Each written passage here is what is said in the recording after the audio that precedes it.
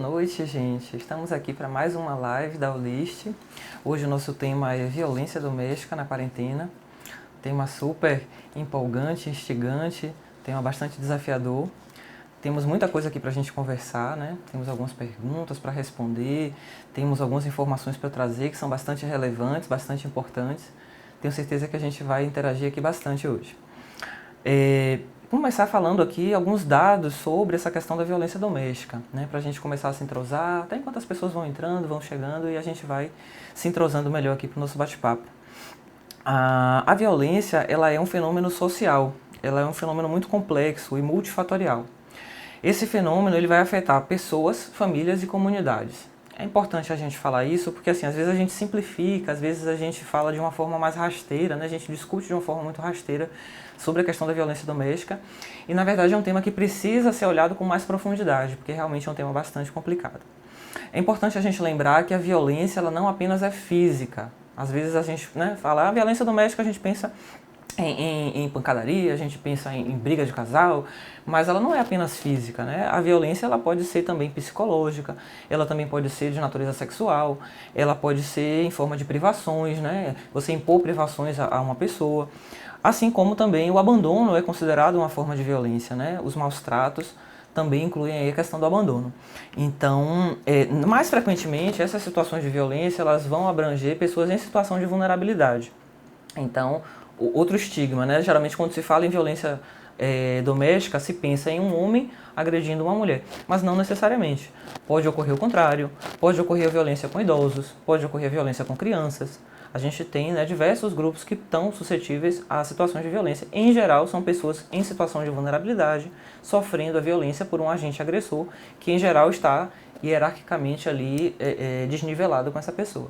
Pode ser também um portador de algum tipo de deficiência física ou mental, qualquer pessoa em situação de vulnerabilidade, né? Especialmente esse tema ele ganhou um certo destaque recentemente por conta, é um tema que sempre foi importante, sempre teve muita relevância, mas por conta da questão da necessidade da permanência em casa, em virtude da pandemia de coronavírus, a gente viu assim, um acréscimo muito importante nas estatísticas da incidência de violência doméstica. Então a gente viu que assim, no Brasil e em outros países, infelizmente a incidência dessa violência aumentou muito, porque as pessoas estão convivendo mais, estão permanecendo mais tempo em casa, a situação de estresse está aumentando por questões econômicas, por questões do próprio prolongamento mesmo da convivência. Então, infelizmente, o que a gente viu foi um aumento nesse tipo de ocorrência, né? Os dados, eu até trouxe alguns dados aqui para a gente conversar. Deixa eu ver aqui onde foi exatamente que eu coloquei minha pesquinha. Aqui. No ambiente doméstico, tem a coisa de que o agressor geralmente é uma pessoa da sua intimidade, né? Então isso causa questões que a gente vai aqui conversar com mais detalhe, mas em 65% dos casos o agressor é o parceiro. Então realmente, como a gente está falando aqui, é uma coisa para a gente conversar com mais profundidade, porque assim, o que leva uma pessoa com a qual supostamente você tem uma relação de intimidade, de proximidade, a eventualmente cursar ali com uma violência contra você? Importante a gente discutir isso. Em 14% dos casos é um familiar, mas não um parceiro, e em 10% é uma pessoa conhecida. Então vejam que pode ser também um vizinho, pode ser um amigo, pode ser, ainda que não seja uma situação de casal, isso também pode caracterizar uma situação de violência doméstica. Cada grupo, cada pessoa, ela tem uma tendência a ser atingida por um subtipo, vamos dizer assim, de violência mais específico. Então, geralmente os homens, eles têm uma tendência a ter uma maior estatística relacionada à criminalidade externa. Então, acidentes de carro, tiro, acidentes com arma branca, acidentes com causas externas, tem uma predominância do gênero masculino, enquanto que a violência doméstica, a violência dentro de casa, ela tem realmente uma predominância grande do sexo feminino, né? A vítima, no caso, tende a ser do sexo feminino.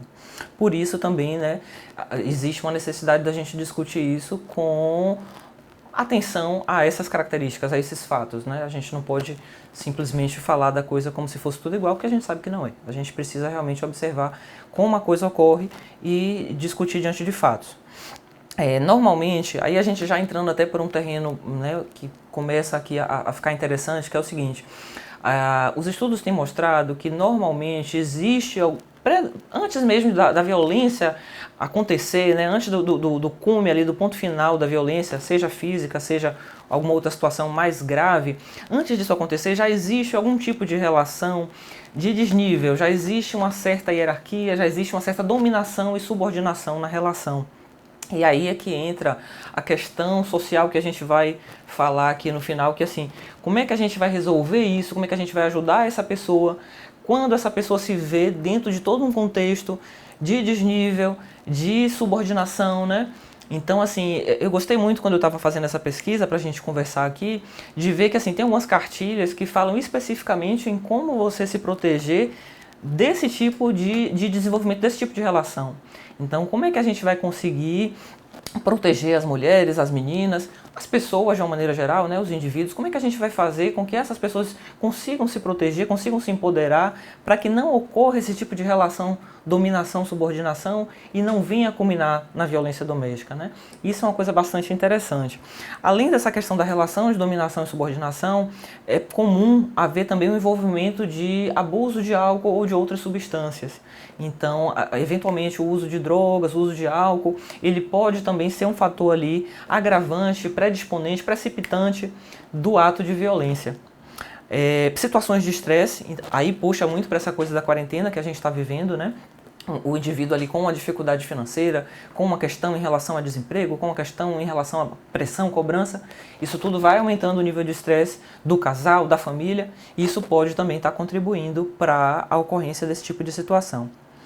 Aqui, a questão da estatística que eu tinha prometido, houve um aumento de 54% no número de denúncias na Bahia, nos meses de março e abril de 2020. Então imagina, né? Março ali, começo da pandemia, abril, 54% a mais de violência doméstica, que certamente já não era pouca, porque se a gente tem delegacia da mulher, não sei o que, é porque já existe uma demanda, né, para essa população. Então imagina você ter uma piora nesse cenário. Realmente é algo muito importante.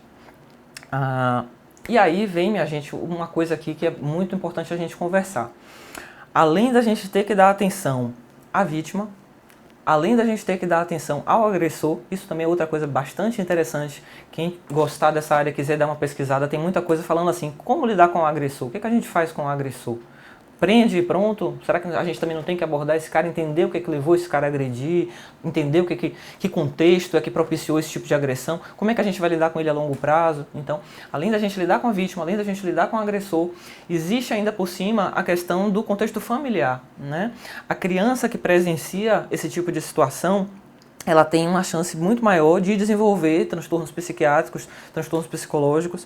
A estatística traz aqui uma chance maior, uma chance de 45% de desenvolver problemas, por exemplo, em relação a déficit de atenção e hiperatividade, 54% de chance de desenvolver depressão e ansiedade, 66% de chance de desenvolver transtorno de conduta. O que é transtorno de conduta, né? É o indivíduo que ele vai ter características psicopáticas, antissociais, ele vai ter a chance, inclusive, de ele se tornar um agressor também. Então, imagina, 66% de chance. E dificuldades também nos relacionamentos ao longo da vida adulta dele, uma chance de 52%. Então, veja que assim, seria todo um sistema que a gente teria que olhar, né? Não é só a gente discutir a questão da vítima, não é só a gente discutir a questão do agressor, existe todo um palco, toda uma família que teria que ter uma atenção especializada.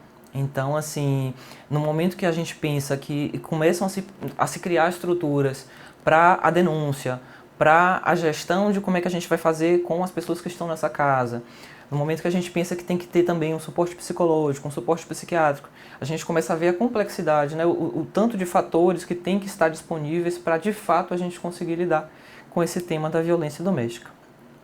Aí vem um capítulo que é bem delicado, que é o seguinte: isso tudo, né, supostamente só tem um start quando alguém faz a denúncia. Então, ou quando a própria vítima busca ajuda, ou quando alguém ajuda essa pessoa, alguém comunica, alguém faz uma denúncia, alguém dá algum tipo de start nesse processo para que haja uma mudança nesse tipo de situação. Isso também é uma outra coisa bastante interessante. A gente tem visto nas redes cada vez mais grupos de mulheres que propõem uma ajuda mútua. né? Grupo de amigas, grupo de pessoas até que não se conhecem, mas que são ali mulheres que estão dispostas a ajudar, a denunciar e a ouvir a história uma da outra e começar a pensar em formas de resolver. Porque, na verdade, é bastante difícil. Primeiro que nem sempre a pessoa denuncia, nem sempre a pessoa se sente à vontade para denunciar.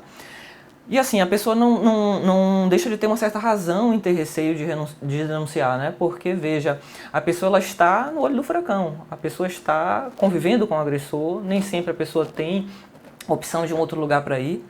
Isso foi uma coisa muito interessante que eu estava lendo. Um dos países que teve um grande aumento de estatística de violência doméstica foi a Rússia. Mas eu estava achando interessante que assim, lá existe uma estrutura de abrigo, existe uma estrutura grande de abrigo para mulheres vítimas de violência. Então, se a pessoa está sofrendo violência em casa, ela busca esse serviço. Inclusive, alguns hotéis, agora com essa coisa da pandemia, como os hotéis estavam vazios, os hotéis começaram a disponibilizar quartos para receber pessoas em situação de violência doméstica. E assim, foi feita justamente uma pesquisa nesse sentido, assim, né? Como é que está a estatística disso daí? Quantas pessoas estão buscando esses espaços? Como é que está funcionando? E assim, muitas mulheres falando, olha, eu não tenho como voltar, eu não tenho para onde voltar, eu não tenho como voltar para casa. Então, algumas dependem realmente do sustento desse terceiro, justamente por aquilo que a gente estava falando, né? Se essa pessoa não foi instruída lá atrás a ter uma forma de sustento próprio, se essa pessoa não tem educação no sentido de instrução formal, né? Como é que essa pessoa vai se virar, né? Será que essa pessoa vai contar realmente com espaços e com renda para ela conseguir bancar uma saída de casa? Nem sempre. Então, isso é um grande problema, um problema estrutural. Um problema estrutural do ponto de vista econômico, um problema estrutural do ponto de vista da própria forma como a gente enxerga o tema. Existe, infelizmente, uma tendência a estigmatizar, a taxar a pessoa de acomodada, e ela fica ali porque quer, e gosta de apanhar e tal. Infelizmente, existe um estigma de realmente culpabilizar a vítima, né? Colocar como se a vítima que fosse inerte, que não tomasse nenhuma providência por pura e simples apatia, vamos dizer assim. Então existe toda uma estrutura que é bem difícil da gente pensar. Mas ao mesmo tempo, também puxando aqui, né, fazendo aqui a advogada do diabo também sutilmente, uma coisa que é importante também da gente conversar é por que algumas pessoas que supostamente têm essa estrutura, pessoas que poderiam sair, né, pessoas às vezes que têm uma excelente formação, pessoas que têm uma condição de vida muito boa, por que essas pessoas às vezes se mantêm nesse tipo de estrutura, se mantêm nesse tipo de relacionamento?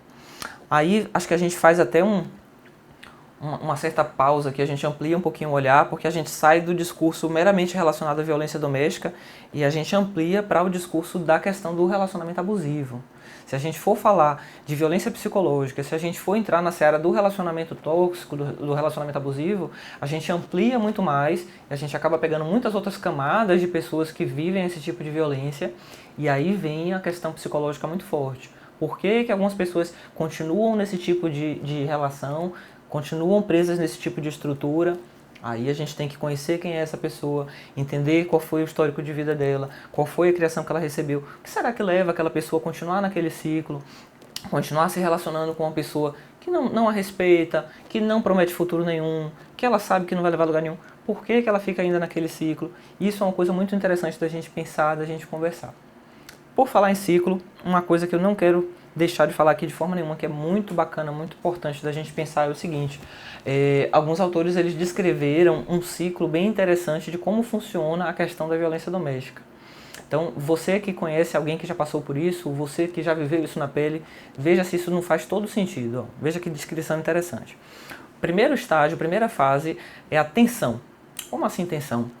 O relacionamento ele começa a ficar pisando em ovos. Então, assim, você não pode vestir determinada roupa, você não pode falar com tal pessoa, você não pode ter um comportamento tal, você só pode sair se for na presença de fulano. Então você começa a ter uma série de regras, uma série de situações que são bastante invasivas, situações de controle mesmo, de tentativa de controle da outra pessoa, e isso gera uma tensão no relacionamento. É muito interessante que assim, as pessoas que se submetem ao abuso, elas depois relatam que assim, elas ficavam tão preocupadas em agradar, né, elas não podem desagradar de forma nenhuma o parceiro, que apesar de elas reconhecerem que aquelas regras são estranhas, são esquisitas, elas vão se submetendo. Então assim, Quem nunca, né? Quem não conhece alguém que já passou por isso, né? Alguém que, deixa eu ligar aqui para não sei quem, para dizer que eu tô com fulano, deixa eu mandar aqui uma foto para dizer que eu tô com Beltrano.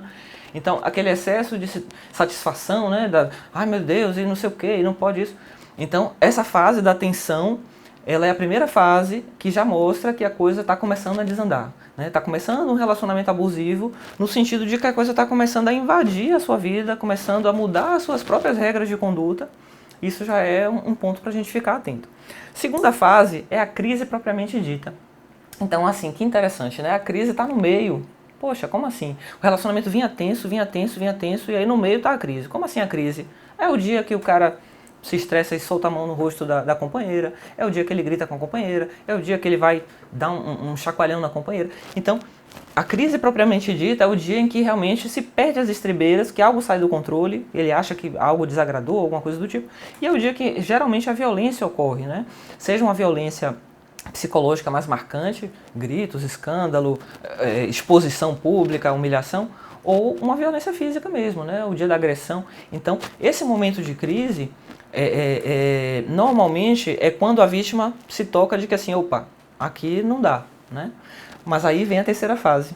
A terceira fase é a fase das pazes. É a fase em que o agressor vai prometer que ele vai mudar, ele vai pedir perdão, ele vai dizer que aquilo ali foi um acidente, que aquilo nunca aconteceu antes e nunca mais vai voltar a acontecer, e blá blá blá blá blá blá. E ele vai tentar ludibriar, vai tentar enrolar ali a vítima para ela não denunciar, para ela não dizer para ninguém. Inclusive, assim, vários casos a gente vê que o agressor ele é tão convincente, ele é tão sedutor, que ele consegue muitas vezes convencer inclusive a família da vítima, as amigas da vítima. Ele diz, não, mas eu sou ótimo, eu sou um amor, é porque realmente nesse dia foi o álcool, foi o não sei o que, foi porque ela me provocou, foi porque não sei o que lá. Ele dá 1000 justificativas e ele consegue fazer as pazes e adivinha o que vai acontecer? A gente vai ter um reinício do ciclo. Então a gente tem um ciclo em 3 fases que são a tensão, vai voltar novamente o clima de tensão, né? O controle vai continuar. Vai haver novamente uma crise, ou seja, uma agressão, e novamente ele vai pedir perdão, vão fazer as pazes, ai que lindo, meu amor pra lá, meu amor pra cá, e tudo vai recomeçar. Quem nunca ouviu essa história, que atire a primeira pedra, né? Todo mundo conhece, todo mundo sabe, está muito bem descrito, mas por algum motivo as pessoas às vezes ainda ficam aí nesse loop. E é justamente isso que a gente está aqui conversando. Como é que a gente faz para sair do loop, né? Como é que a gente vai ajudar a vítima a dizer, não, realmente agora chega, não dá para continuar dessa maneira, a gente tem que buscar uma ajuda, vamos buscar um profissional, porque realmente simplesmente a gente ficar nessa promessa de que vai mudar, de que vai trocar, de que vai... realmente é algo insustentável. Então isso não podia deixar de ser dito, porque isso realmente é muito bacana. Deixa eu dar uma olhada aqui numa pergunta. Muitos dos agressores se aproveitam da situação de provedor financeiro do lar para praticar atos sutis de violência doméstica, não necessariamente agressão física. Exatamente, meu amigo, é isso que eu estou falando aqui. Normalmente a coisa vem pelas beiradas, a coisa vem aos poucos. Normalmente a coisa vem sutil, né? Então, sutilmente faz uma coisa aqui, faz uma coisa ali, vai marcando o território, né? Olha, aqui sou eu que domino, tal coisa aqui você não opina. Devagarzinho ele vai meio que cortando as asas. E aí é que vem a parte interessante, né? A ideia é você não deixar você ter as asas cortadas. Quando você se reconhece como um indivíduo de direitos e deveres e tal, você sabe as coisas que realmente não cabe que a outra pessoa esteja lhe impondo, que a outra pessoa esteja lhe controlando, invadindo sua vida, e você consegue colocar isso, você consegue deixar isso muito claro, e a coisa flui, né? Sem precisar haver uma dominância, enfim, uma subordinação. A ideia é essa, a ideia é que o relacionamento seja saudável, né? Seja equiparado. Uma coisa muito interessante, eu fiz questão aqui de anotar essa frase porque eu disse assim, meu Deus do céu. Muitas vítimas elas falavam assim, mas tadinho, ele fica me colocando para baixo, mas é porque ele é, coitado, ele precisa me colocar para baixo para ele poder se sentir melhor. É porque na verdade ele é deprimido, triste, qualquer coisa do tipo. E aí ele, de vez em quando ele precisa fazer isso porque aí ele se sente melhor. Eu não vou brigar com ele não, vou deixar ele em paz, vou deixar ele me botar pra baixo porque é assim mesmo. Gente, pelo amor de Deus, isso é psicopatia, não tem outro nome. Não existe você diminuir uma pessoa pra você se sentir bem e isso ser normal, isso ser bacana. Não existe. Então, assim, esse traço é um outro traço também que é bastante interessante. Mulheres que se colocam como se elas fossem conseguir ajudar o cara a partir do momento que elas se colocam debaixo dos pés do cara e que elas vão ser o trampolim da vida do cara, que elas vão mudar a vida, pelo amor de Deus, né? A outra coisa também que era muito frequente quando a gente está lendo os depoimentos é a questão da promessa, da ingenuidade. Ai, fica comigo porque você vai ser minha princesa, você não precisa trabalhar, você não precisa estudar, deixa que eu banco, deixa que eu faço. Não existe isso, gente. Não existe. Isso vai tornar justamente o relacionamento desigual e vai chegar um momento em que você vai estar totalmente refém da situação. Como a gente vinha falando aqui, né, a maior parte das vítimas não consegue sair da situação porque está totalmente refém, não tem para onde ir, não tem estrutura, não tem renda. E aí como é que fica, né? Vai fazer o quê com os filhos e com você própria? Então, assim, é outra coisa que não existe, né? Tudo é para somar, para crescer, para os dois indivíduos crescerem. Não existe um relacionamento em que uma parte quer dominar a outra, ok? Bom, voltando aqui à questão psicológica, uma coisa que é bem importante de ser dita também é o seguinte, muitas vezes, quando o indivíduo passa por um trauma, ele não... Isso também é uma coisa que explica, entre aspas, a questão da permanência do indivíduo nesse loop de relacionamento abusivo. Às vezes o indivíduo vive um trauma e o sintoma que ele cria, ele é um sintoma de repetição. Então o psiquismo ele não consegue transpor, ele não consegue mudar, ele não consegue virar a página. Ele fica repetindo. Então às vezes o indivíduo ele fica preso naquela situação ali, naquela vivência traumática.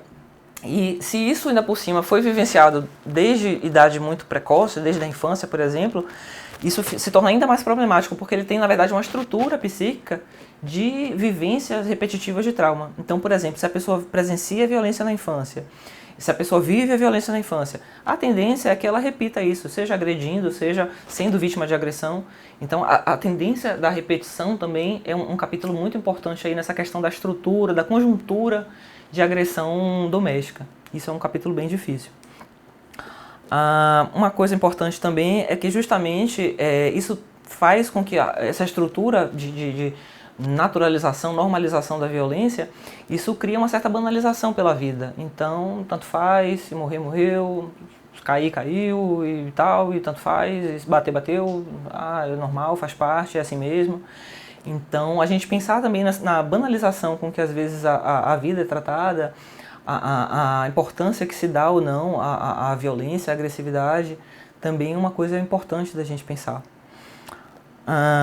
Falando aqui, minha gente, das possibilidades de busca de ajuda, né? Isso é uma coisa que a gente também, antes até de eu falar aqui partir para as perguntas, eu vou só trazer um pouco da questão das opções de busca de ajuda para a gente não deixar de falar sobre isso, que isso é muito importante. Como a gente estava falando, existem centrais especializadas em atendimento à mulher, né, vítima de violência doméstica. É 180 o número. O próprio 190, que é o da polícia, também responde a esse tipo de situação, mas foi criado esse departamento mais especializado justamente para tentar dar um acolhimento melhor, que é através do 180. Só trazendo alguns dados sobre o 180, em 2015, por exemplo, né, faz 5 anos, mas assim, foi um exemplo aqui que eu peguei só para a gente ter uma noção. Em 2015 foram mais de 63 mil denúncias. Então, assim, é muita denúncia. Realmente é algo frequente. Quem passa por isso não tem que achar assim, só eu vivo isso. É muito frequente. Então, a gente realmente tem que pensar sobre isso, a gente tem que buscar ajuda. Não é algo para a gente botar debaixo do tapete, não. É algo que realmente precisa ser conversado. Dessas denúncias, 50% eram de violência física, 30% de violência psicológica, 5% de violência sexual. E interessante que 80% dessas pessoas tinham filhos, né? 80% dessas situações de violência doméstica envolviam filhos no problema, então realmente não é uma situação fácil de ser resolvida. Além da Central de Atendimento à Mulher e a própria Polícia Militar, a gente também tem a Defensoria Pública, que é o 129, a Vara de Violência Doméstica e Familiar, que é o 33209718, a Delegacia da Mulher de Brotas, que é o 31167000, e a Delegacia da Mulher de Periperi, que é o 3117-8203. Bom, falando aqui de algumas perguntas que eu recebi, algumas a gente até já foi respondendo ao longo da nossa conversa, né? Como identificar um relacionamento abusivo? A principal característica é aquela que a gente já frisou aqui, que é a questão da tentativa de controle, do ser invasivo. Isso é o principal no relacionamento abusivo, tá? Porque muitas mulheres não conseguem se afastar do agressor, justamente pelo que a gente vem conversando.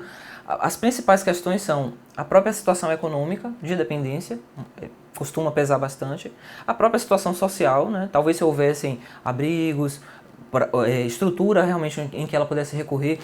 Uma coisa muito importante, assim, se ela pudesse confiar nas estruturas, né? Porque às vezes a gente fala assim, denuncia e tal. Mas será que essa vítima se sente à vontade? Será que ela tem certeza que o agressor vai ser preso e vai de fato ficar preso e não vai ter oportunidade de realmente cumprir uma promessa de assassinato, por exemplo, depois? Então, assim, isso também faz parte do problema, né? Às vezes uma não confiança, uma não certeza de que aquela denúncia vai levar a um resultado, mas que isso não seja um fator de impedimento para a gente estar denunciando. Então, a mensagem é: denuncie. Se você pode ajudar alguém, se você pode falar de uma situação, de um vizinho, de um amigo, a ideia é realmente trazer luz ali ao problema para a gente tentar buscar uma solução. E essa questão também da estrutura psicológica, né? Da estrutura psiquiátrica e psicológica da vítima da agressão. Então tem que entender o que aquela pessoa, como é que aquela pessoa se estruturou psicologicamente para a gente conseguir propiciar ajuda para essa pessoa, dar a ela ferramentas para ela realmente repensar o posicionamento dela e, se possível, sair dessa situação de violência. Existe apoio psicológico no SUS para mulheres que são vítimas de violência doméstica? Sim. Na realidade, a rede de saúde mental, ela não necessariamente ela tria por motivo, assim, tipo, é por um transtorno A ou B, ou é necessariamente para violência doméstica. Ela não vai fazer essa primeira triagem. Os centros de atenção psicossocial, por exemplo, que são os centros de acolhimento em saúde mental do SUS, eles estão abertos a qualquer demanda. Agora, a ideia é que nas unidades de atendimento especializado, na própria delegacia, por exemplo, já exista um primeiro acolhimento, um primeiro suporte psicológico. A manutenção desse suporte provavelmente vai ser num centro especializado em saúde mental mesmo, e aí vai ser um centro da rede. Normalmente são centros regionalizados por bairro, né, para facilitar o acesso do usuário. Então é algo que existe sim. Sair de um relacionamento difícil na quarentena, percebi isso ao passar mais tempo juntos. É justamente como a gente estava conversando aqui. A convivência prolongada, ela tanto possibilitou um maior nível de estresse por conta de uma série de fatores, como também ela possibilitou um conhecimento mais real dos dados de determinados parceiros. Então, às vezes, quando a coisa é mais fugaz, a convivência é menor, às vezes a gente consegue sustentar algumas impressões, algumas aparências, e isso ali no close, ali na relação mais próxima, isso fica mais difícil. É claro que algumas pessoas até mudaram um pouco o comportamento em virtude da quarentena, também é compreensível que as pessoas mais estressadas modifiquem um pouco o comportamento, mas de uma maneira geral, o que o aumento da convivência proporciona é um maior conhecimento da realidade. Então, como a gente estava conversando, se você começa a perceber um aumento na tensão, um aumento na tentativa de controle, um comportamento mais invasivo, a ideia é que isso já gere um alerta e que já tenha uma condição de se colocar um limite nesse tipo de situação. O que fazer se desconfio que o marido de uma amiga bate nela? Ela sempre inventa desculpa para as marcas. Então, como a gente está falando, a ideia é criar uma rede de suporte, é criar cada vítima, seja de violência doméstica ou seja de qualquer outra situação, cada pessoa ali numa situação de desconforto, ela precisa de uma rede de suporte. E essa rede, ela tanto vai ser composta por profissionais especializados, psiquiatra, psicólogo, enfim, como também ela é composta por amigos, ela é composta pela família. Quanto mais componentes essa rede tiver, mais a pessoa vai conseguir estar amparada, ter suporte para, de fato, conseguir promover a mudança, de fato, conseguir sair desse loop, desse ciclo ali, que é essa questão da violência.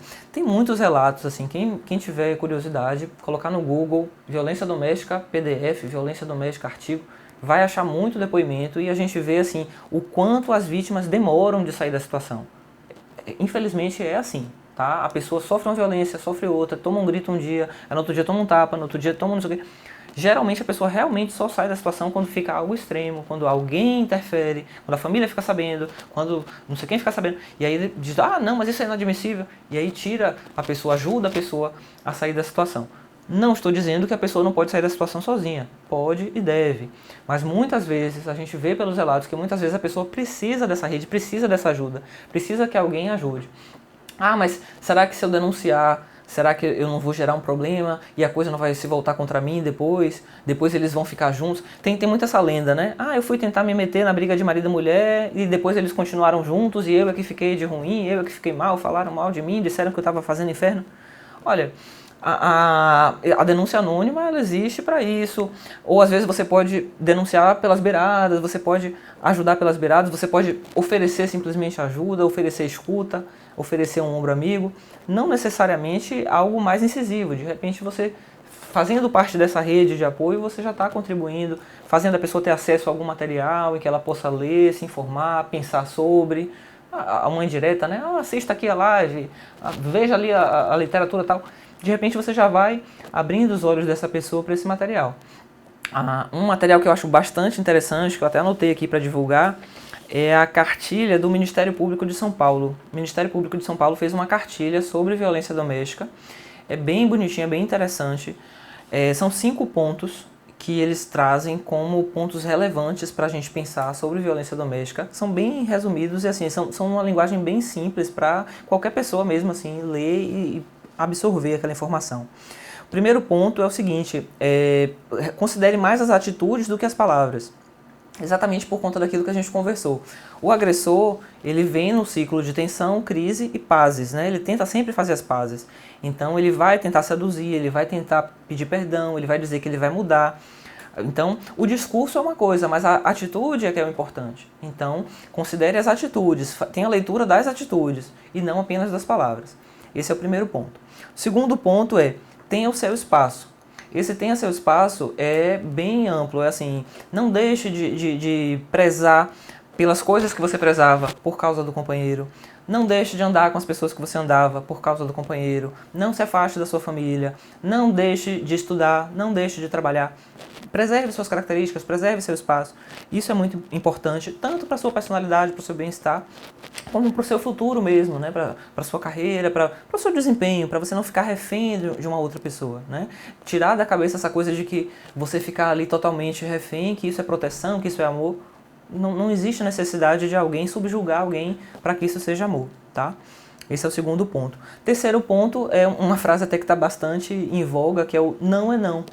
Então, assim, ter atenção para quando você falar não, esse não ser respeitado. Então, assim, a gente vê muitos depoimentos de mulheres que falam: ah, eu não queria transar, mas ele queria e aí eu tive que transar. Ah, eu não queria fazer não sei o quê. Então, não existe isso, né? Não, mas é porque ele me ama muito. Ah, é porque ele está me desejando muito. Não existe isso. Amor é respeito, é conversa, é diálogo. Então, assim, o respeito à negativa é muito importante. Tá? Esse é o terceiro ponto. O quarto ponto é a questão da montanha-russa emocional. Montanha-russa emocional é no sentido de você ficar atento se o relacionamento é muito instável, se toda hora tem uma briga, se toda hora tem, uma hora tá alegre, outra hora tá tenso, e aí tá muito você fica pisando em ovos, com muito medo de desagradar, porque a cobrança surge. Ficar atento a esse tipo de oscilação, né? Perceber que esse tipo de oscilação ocorre no relacionamento, também é um sinal de que algo não vai bem. E o quinto e último ponto é que eu acho assim muito bacana, que foi até o que, né, me fez realmente pensar em trazer esse material, que eu acho que é uma mensagem que tem que ficar, não só para as mulheres, mas para qualquer pessoa vítima de relacionamento abusivo, é o seguinte: fera não vira príncipe. Eu achei muito assim, acessível essa linguagem e eu acho que traduz exatamente assim, porque muitas pessoas vêm para o relacionamento com a ideia de que eu vou transformar o outro, eu vou salvar o outro, eu vou resolver a vida dele. Não existe isso, tá? É só realmente na Bela e a Fera, né? Vou beijar aqui o sapo e ele vai virar o príncipe. Não tem isso na vida real, né? Na vida real você pode até contribuir para algum tipo de aperfeiçoamento no caráter de uma pessoa, de um terceiro, mas não através da subjugação. Não vai ser você se submetendo à violência ou à subjugação que você vai melhorar a vida de ninguém, muito pelo contrário. Então, a gente sair dessa coisa, né? Sair dessa fantasia. A gente vê muito isso em consultório, né? Mas ele usa cocaína há não sei quantos anos e ele está gastando todo o dinheiro e ele não está pensando mais na estrutura da casa, da família. Não, mas eu vou ajudar ele vai melhorar. Eu vou fazer muita oração, eu vou fazer muito não sei o quê, eu vou... Olha, assim, não estou dizendo que a pessoa não tem que ser ajudada. Assim como a gente está falando que a vítima de agressão merece a ajuda, precisa de ajuda, é claro que a pessoa com um problema com uso de substância ou com um problema de comportamento, ela também precisa ser ajudada. Mas não através dessa coisa da submissão, né? Na verdade, você tem que buscar ajuda. Inclusive, a denúncia é uma forma de ajuda. É um pedido de sair daquele ciclo, mudar aquele tipo de comportamento. Então, você pedir uma ajuda profissional, você buscar uma orientação jurídica, legal que seja, ela justamente faz a coisa mudar um pouco, sair um pouco daquela coisa tão repetitiva. Então, isso é muito importante. A primeira pergunta era justamente se relacionamento abusivo pode ser caracterizado como violência doméstica. Violência doméstica é um conceito mais amplo do que relacionamento abusivo, né? Existem várias formas de violência e a violência doméstica ela pode ocorrer nessas diversas formas, nesses diversos subtipos. E o relacionamento abusivo ele está dentro desse capítulo aí mais amplo, né? Desse universo mais amplo que é a violência doméstica. Aqui, uma pessoa fez, na verdade não foi uma pergunta, ela fez um comentário. Tive um companheiro muito ciumento e isso começou a afetar a forma como eu me via. Sofri por muito tempo. Interessante ela ter falado isso, ela ou ele, né? Porque a marca que isso deixa, a cicatriz que isso deixa, né? Às vezes as pessoas falam assim, mas eu passei por isso, mas já faz não sei quantos anos. Depois disso, recentemente eu atendi uma moça que ela falou assim, não, mas isso já tem 10 anos. Depois disso eu já tive mais 10 namorados. Mas assim, era notório que a força do que ela viveu lá atrás ainda deixava cicatrizes no comportamento dela, justamente por essa tendência à repetição, né? Então, infelizmente, quando a coisa não é bem elaborada, não é tratada de fato com o profissional, às vezes fica uma sequela e a gente, sem perceber, joga isso para os próximos relacionamentos e isso é bem complicado, bem problemático. Então é isso, minha gente. Eu agradeço muito a participação de todos, agradeço muito a interação. Foi muito bacana, né? Gosto muito de estar aqui participando das lives, tá? Muito obrigado aí pela atenção e até a próxima.